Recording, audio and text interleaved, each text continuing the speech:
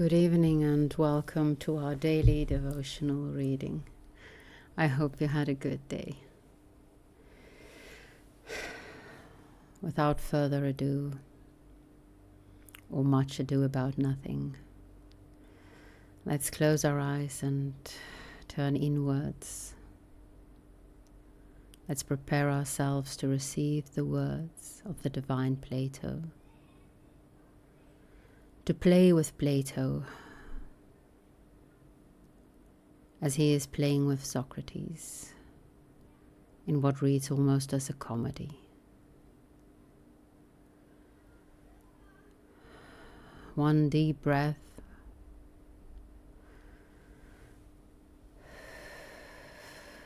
to shrug off the day, the stresses of the day, the joys of the day. These too will pass.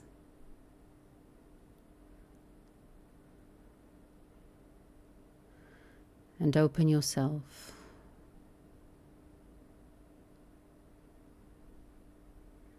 to receive and to be transformed.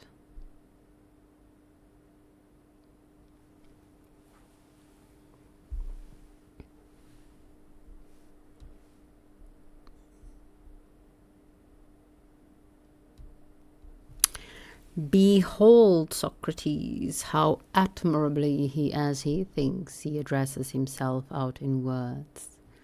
He dresses himself out in words, while seeking to deprive of the honor of courage those whom all the world acknowledges to be courageous.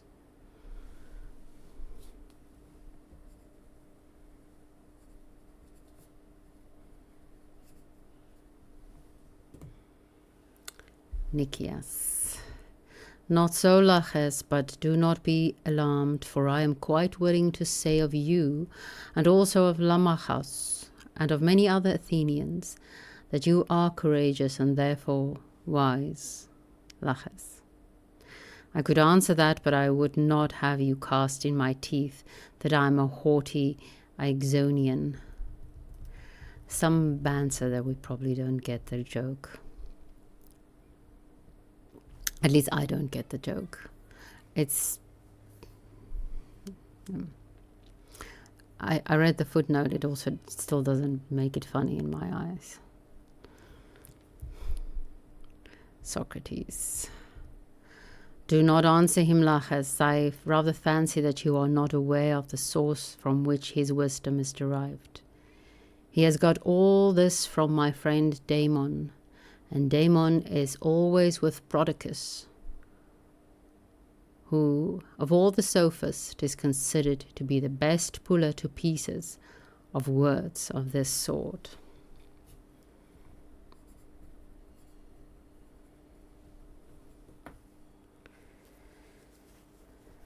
Laches. Yes, Socrates, and the examination of such niceties is a much more suitable employment for a sophist than for a great statesman whom the city chooses to preside over her. Socrates. Yes, my sweet friend, but a great statesman is likely to have a great intelligence. And I think that the view which is implied in Nicias' definition of courage is worthy of examination. Laches. Then examine for yourself, Socrates. Socrates.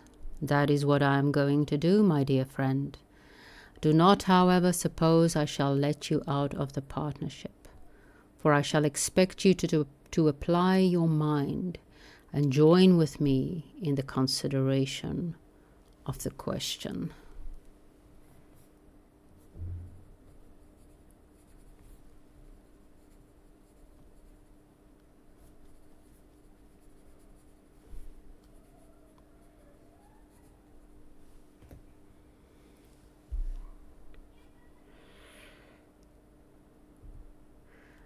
I will if you think that I ought. Socrates. Yes, I do. But I must beg of you, Nicias, to begin again. You remember that we originally considered courage to be a part of virtue. Very true. And you yourself said that it was a part, and there were many other parts, all of which taken together are called virtue. Certainly.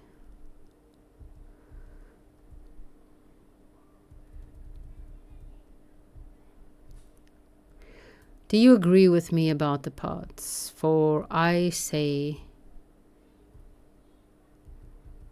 that justice, temperance, and the like are all of them parts of virtue, as well as courage. Would you not say the same? Certainly. Well then, so far we are agreed. And now let us proceed a step and try to arrive at a similar agreement about the fearful and the hopeful. I do not want you to be thinking one thing and myself another. Let me then tell you my own opinion, and if I am wrong, you shall set me right. In my opinion, the terrible and the hopeful are the things which do or do not create fear. And fear is not of the present, nor of the past, but is of future and expected evil. Do you not agree in that, Laches?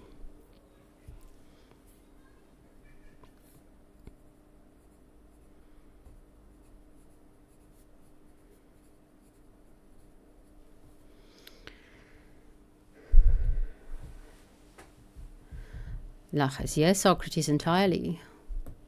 Socrates, that is my view, Nicias. The terrible things, as I should say, are the evils which are future, and the hopeful are the good or not evil things which are future. Do you or do you not agree with me? Nicias, I agree.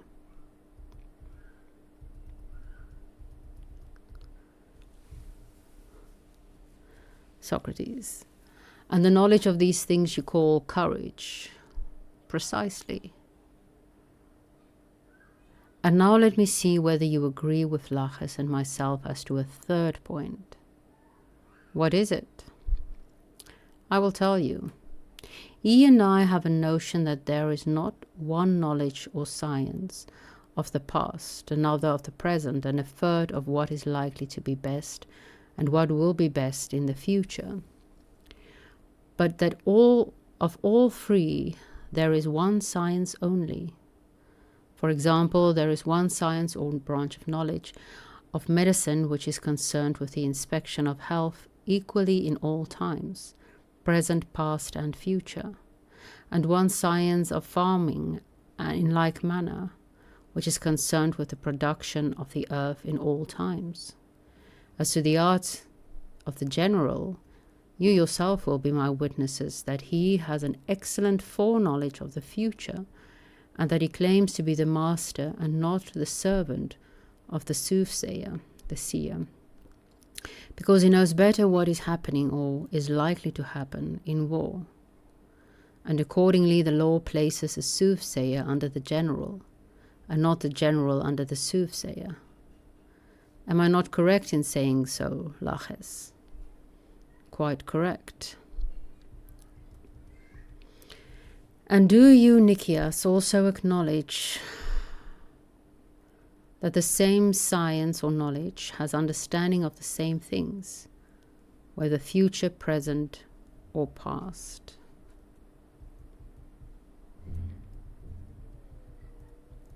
Yes, indeed, Socrates, that is my opinion.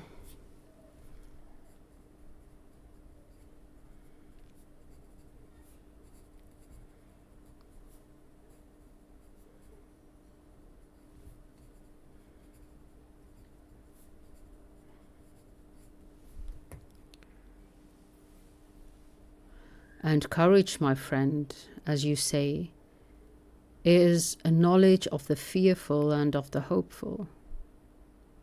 Yes. And the fearful and the hopeful are admitted to be future goods and evil, future goods and future evils. True. And the same science has to do with the same things in the future or at any time. That is true. then courage is not the science or knowledge which is concerned with the fearful and hopeful, for they are future only.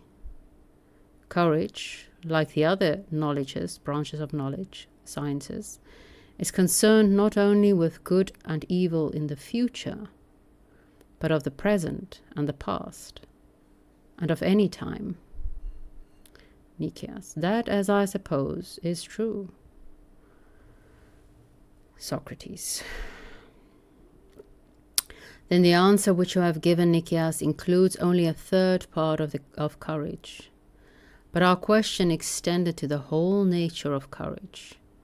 And according to your view, that is, according to your present view, courage is not only the knowledge of the hopeful and the fearful, but seems to include nearly every good and evil without reference to time.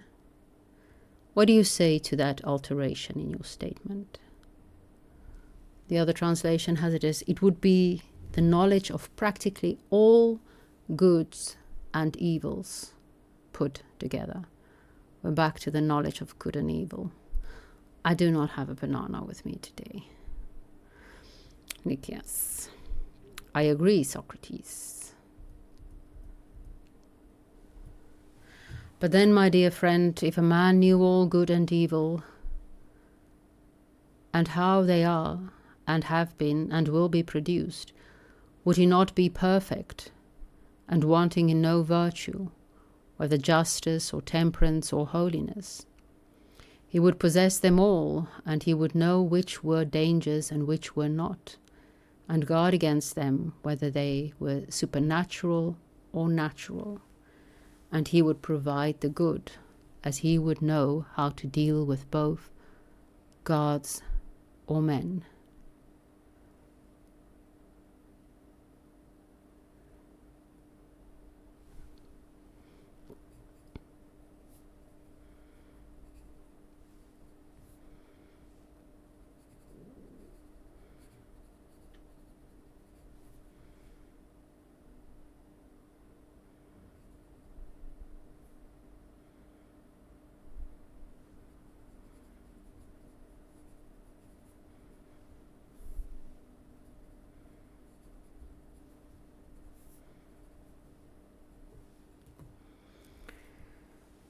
Nicias, I think, Socrates, that there is a great deal of truth in what you say.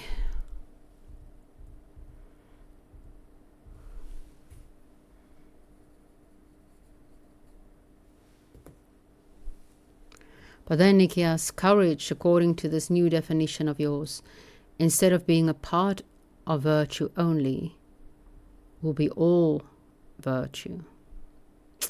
It would seem so, Socrates. But we were saying that courage is one of the parts of virtue, Nicias. Yes, that was what we were saying. And that it is in contradiction with our present view. And that is in contradiction with our present view. That appears to be the case, Socrates. Then, Nicias, we have not discovered what courage is. We have not.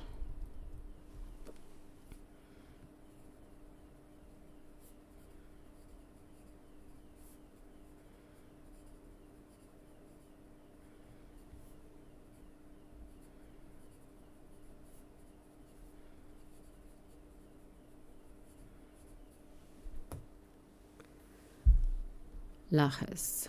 And yet, friend Nicias, I imagine that you would have made the discovery when you were so contemptuous.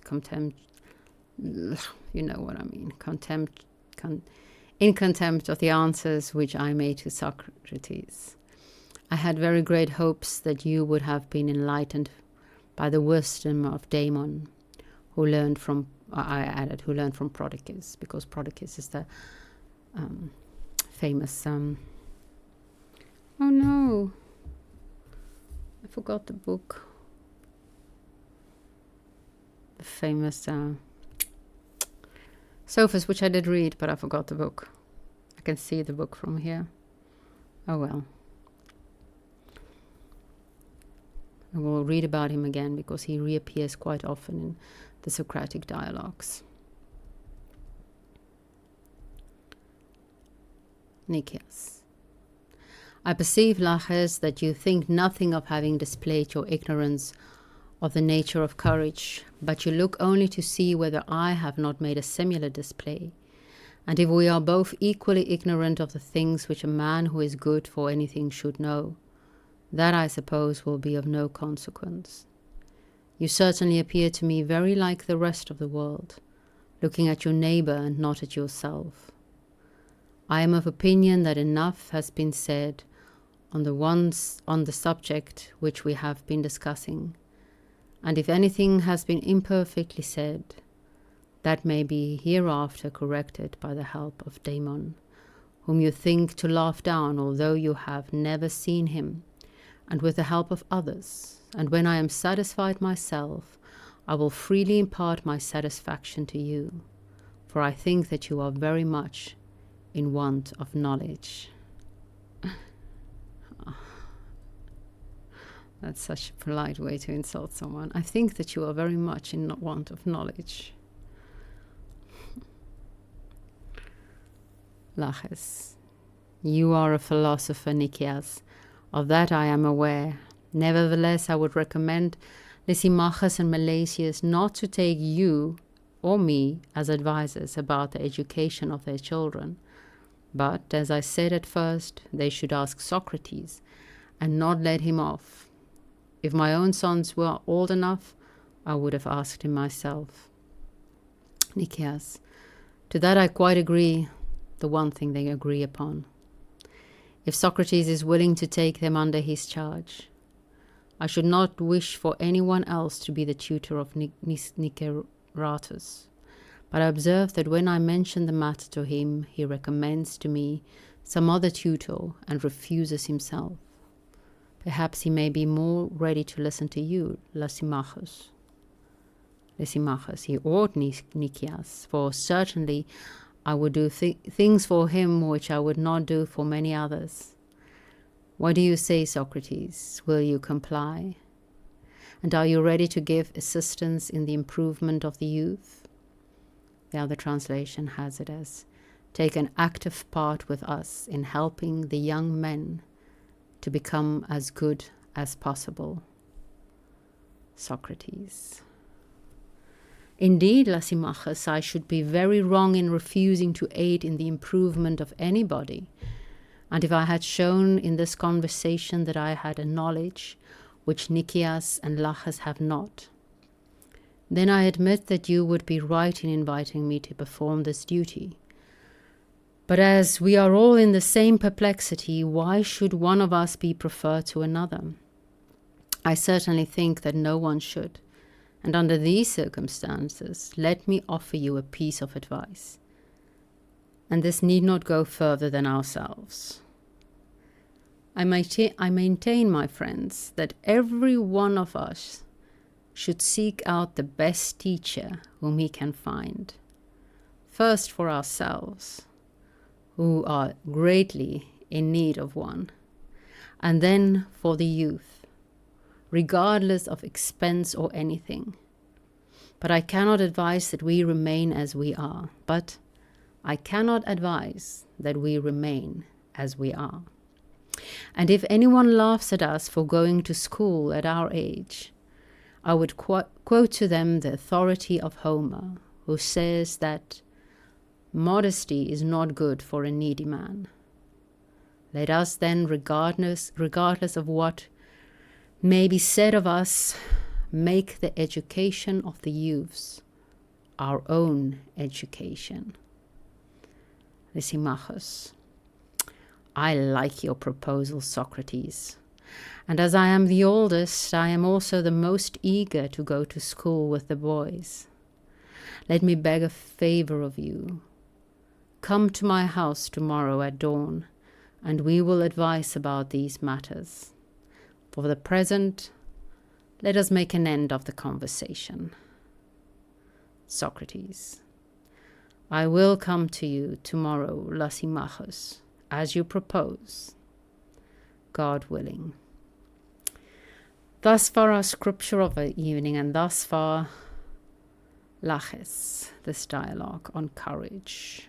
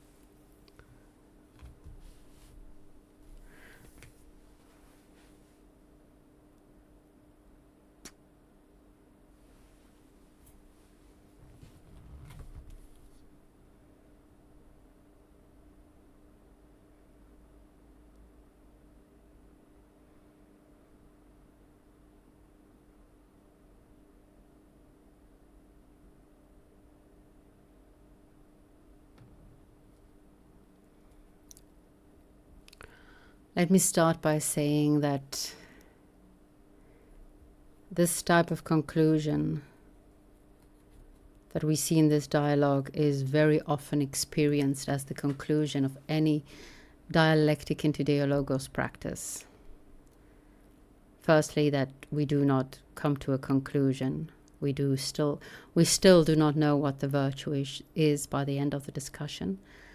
And secondly, that we seem to come to the conclusion that all virtues are interconnected. They're all one. And here again we hear Socrates say that what arete, what this virtue is, what being a good human being, and we can connect this then to what Aristotle calls a good human being, one who has the faculty of reason, logos, nous. I think he speaks of nous because he speaks of mind. But most likely he also speaks of logos.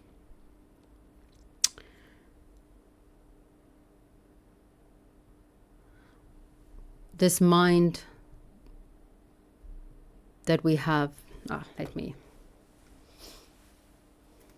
I marked it yesterday, but I didn't read it yesterday. And then when I prepared this, I was like, oh, maybe I should. And I am.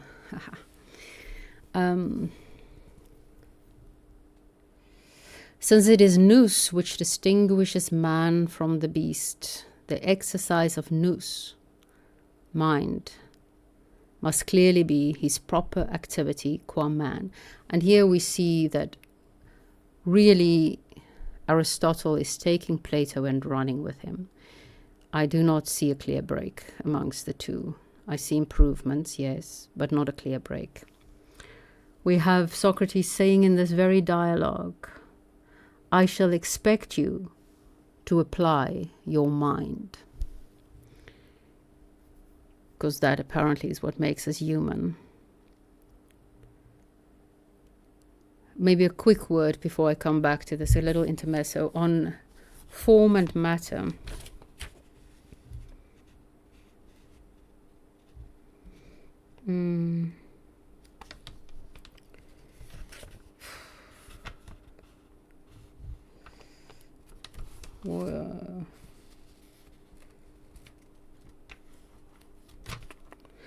Well,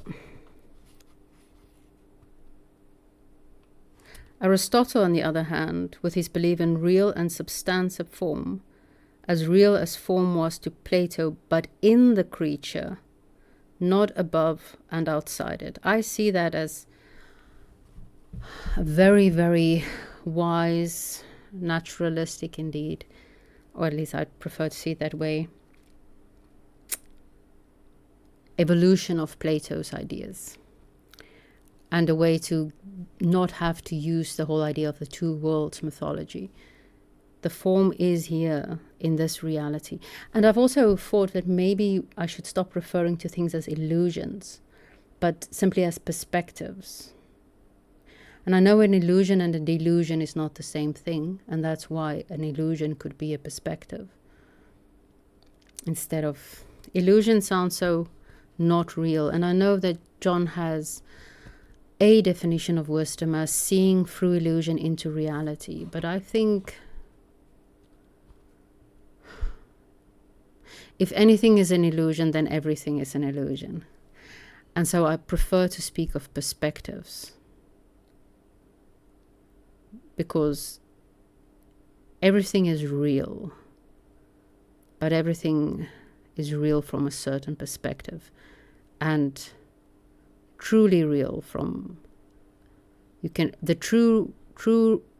truth in its reality can only be appreciated correctly from a certain perspective. So I prefer perspectives to illusions, I think. Reality is real, I wrote, but it is the pictures in a coloring book. That's at least how I understand Aristotle's forms. Like, reality is real, it's out there, but it's like just the lines in a coloring book. And then what our minds do, because we know our minds project color and taste probably, and all sorts of things that we experience, the qualia, that's like the coloring of the lines, coloring of the pictures. So our minds color in this reality that's really out there. It's just, yeah, without the color that we give to it. Literally, but not only literally. Then continuing with this nous idea and connecting it with this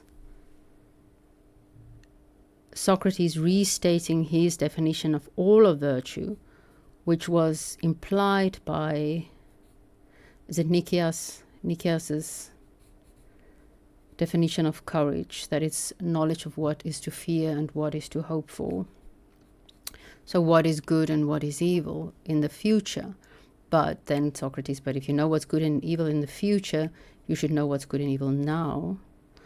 So hence you're talking of all of virtue, which Socrates defines as knowledge of good and evil, which perfectly fits with, we should aim at divinity as far as lies in our power.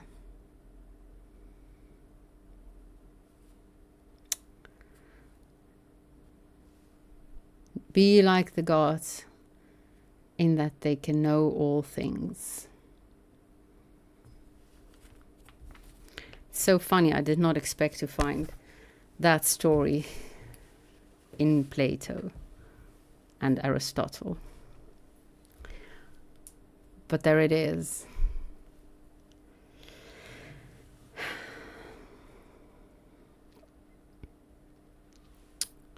Oh yes, I marked some other things here.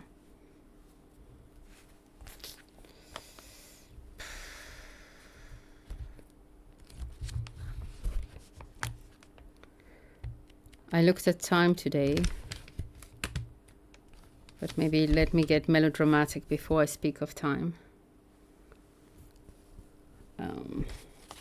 I saw this, and it actually relates also again to what I didn't read this today. I read on Prodicus, the sophist, in between, but now I forgot the book somewhere else. So yesterday I thought about grace. Rebecca also wrote about grace and what it is.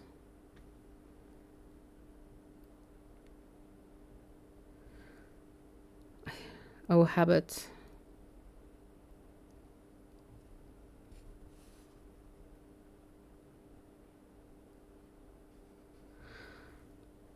We are potentially good. For Aristotle, which I find much more agreeable than the idea that we are born sinful. We are potentially good and we are potentially evil. It really is a matter of which virtues we cultivate.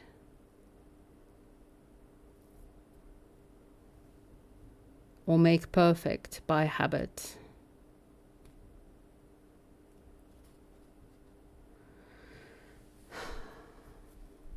And then yesterday, as I was reading this, before I read that,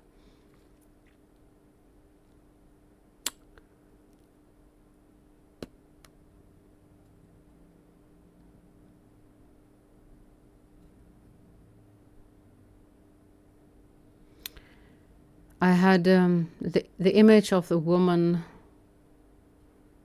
throwing her arms around a man came to me.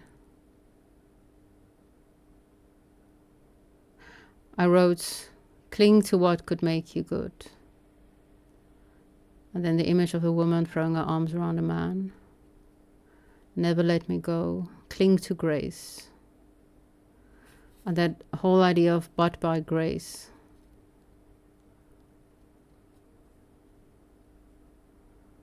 Because I think I was trying to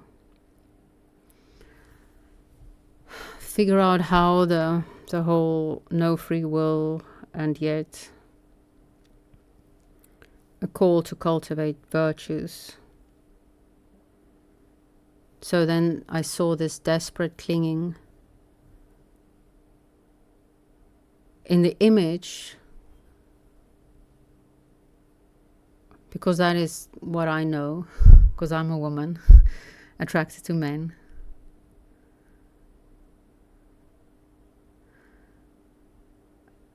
Of a woman clinging to a man.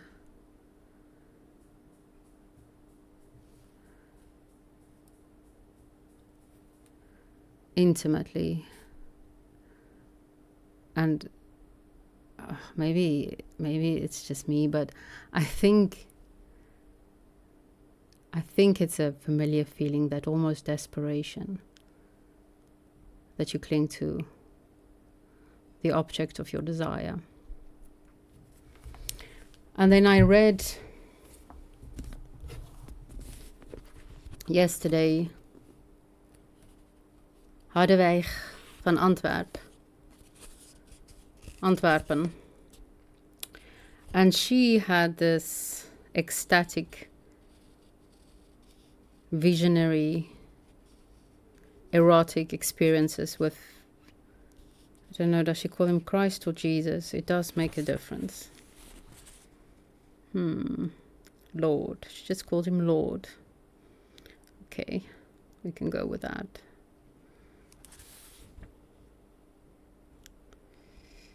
Quite erotically expressed, and my heart and my veins and all my limbs trembled and shuddered with desire.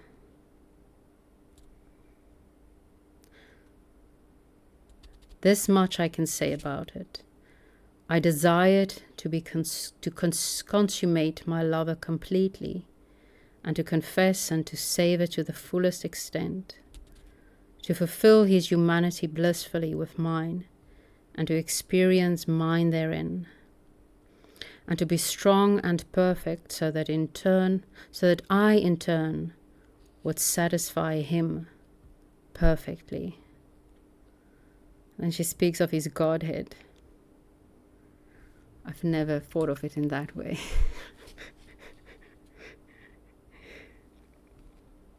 If you wish to become one, then prepare yourself. That clinging to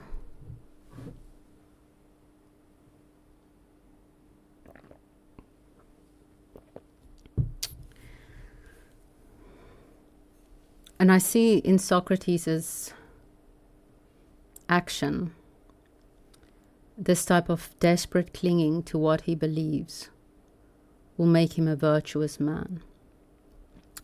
Because if we understand that his understanding of virtue, of arete, of excellence, is to have knowledge of good and evil, we understand his desperate pursuit of knowledge, of understanding.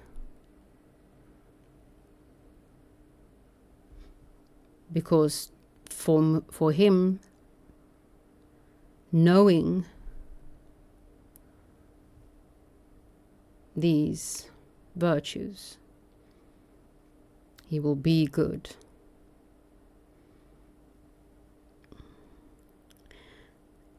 And it seems that as if Plato implies he did know it, but he did not know that he knew it. Oddly. He knew it by being it, but he did not know it necessarily verbally.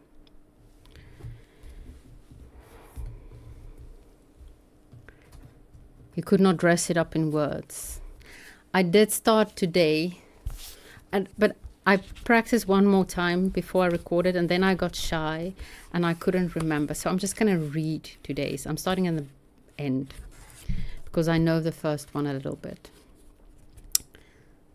True words aren't eloquent. Eloquent words aren't true. Wise men do not need to prove their point. Men who need to prove their point are not wise. The master has no possessions. The more he does for others, the happier he is. The more he gives to others, the wealthier he is. The Tao or Tao nourishes by not forcing. By not dominating, the master leads. 81 from the Tao Te Ching. Progress. small steps, but progress. So there is this balance between not needing to dress up words, and yet it is the logos. Which brings me to this book, which is the other book on the ancients that I read today, because thinking of time, or watching Alex on time, with Carlo Ravi, I'm sorry, I'll link it. And I came to a conclusion to what time is. The thing is, we are too free with the word time, because there are different perspectives on time. There's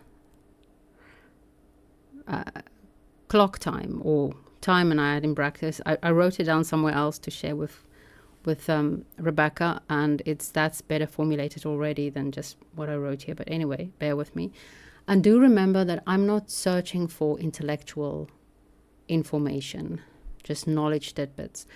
I'm searching for things that are true as possible, that I could understand what is to the best of my ability, but so that I can use that in making a beautiful life, in making ritual, for instance, with Rebecca. That's why maybe the way I say it may sound a little bit metaphoric, and it is, because it is.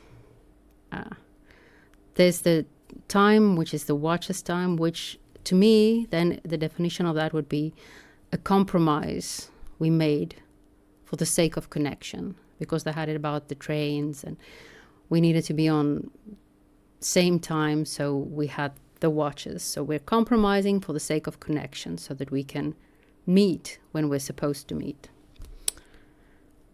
Then there's experienced time, which is basically the pull of the earth. It has to do with gravity. Gravity being a slowing down of time. I think at the end, Alex comes to the conclusion. And not necessarily time being an effect of gravity. But to me, it's better said as the pull of the earth, because there's a lot of potential to work with ritual in that. And then actually having a sundial maybe and things like that to come back to time, the experiential aspect of time. And the wheel of the year that Rebecca writes on and works on is very much related to this experiential aspect or perspective on time. And then there's real time, or the metaphysical time. I don't know. And apparently that's heat. I don't know if Alex had clarity at the end. He tried to ask the question a couple of times, but what about my memories and things like that? And apparently our brains are also just heat. So, but I don't quite understand it. But it did make me think of Heraclitus. Where is he? I didn't. Page 15, I think I wrote somewhere. I really like Heraclitus, and because I read this part on him again, and what I marked last time, but I don't think I ever spoke on it, because he's of course the one with the fire, an ever-living fire.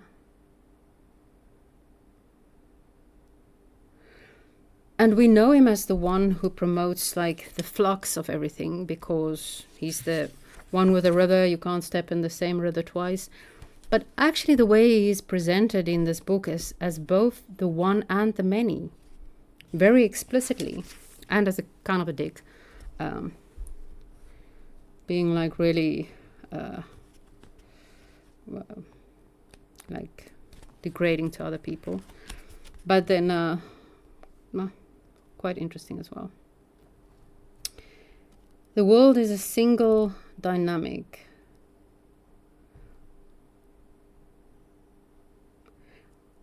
whole, a single dynamic whole made up of many things related to one another in various ways. We need to understand both the many and the one, how the one world works and how the many things in it work as well. And to do so involves understanding that the many things are interrelated in many and unexpected ways, and understanding that they work together, not each on its own, and how they do so. Likewise, it involves understanding how the world is a unity composed of many parts, and how each part contributes to the whole. So the one and the many, I've been led to believe that that is Plato that made the and. But it seems it was already there in Heraclitus. And of course, heat, fire, that's how I jumped to that.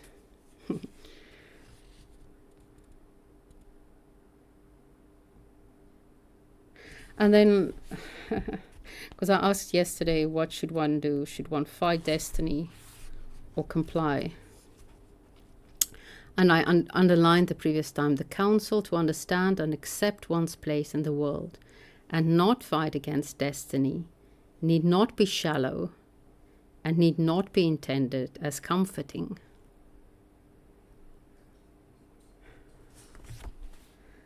Sometimes the greatest burden you can carry is your own destiny. When destiny calls you, you must be strong. I may not be with you, but you got to hold on. They'll see in time. We'll show them together.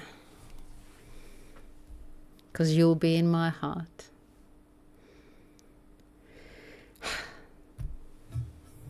Find yourself some teachers.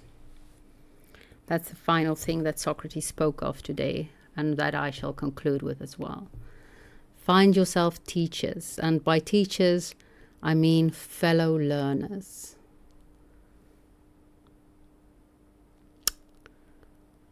That is our best hope,